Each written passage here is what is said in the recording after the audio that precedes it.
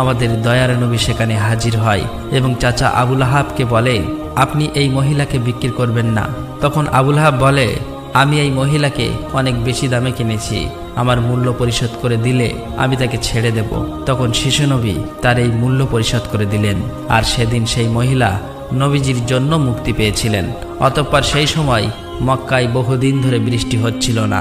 মক্কায় বড় বড় নেতারা একত্রিত হয়ে বলতে লাগলো, মক্কায় বহুদিন ধরে বৃষ্টি হচ্ছে না, আমাদের বাচ্চারা মারা যাচ্ছে, পশু পাখি মারা যাচ্ছে। তাই আমরা সবাই মিলে কসম করছি যে আমরা সবাই কাবার কাছে আসব এবং সেখানে গিয়ে বৃষ্টি চাইব। যতক্ষণ না বৃষ্টি আসে ততক্ষণ আমরা সেখান থেকে আসব না। এই কথা বলার পর সবাই একে একে কাবার দিকে যেতে লাগলো। সেখানে চাচা আবু তালেবও যাবে। ঠিক এমন সময় শিশু মোহাম্মদ সাল্লাল্লাহু আলাইহি ওয়াসাল্লাম চাচা আবু তালেবকে জিজ্ঞাসা করলেন, চাচা যান, আপনি কোথায় যাচ্ছেন?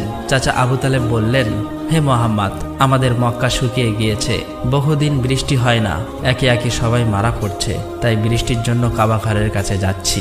তখন শিশুনবী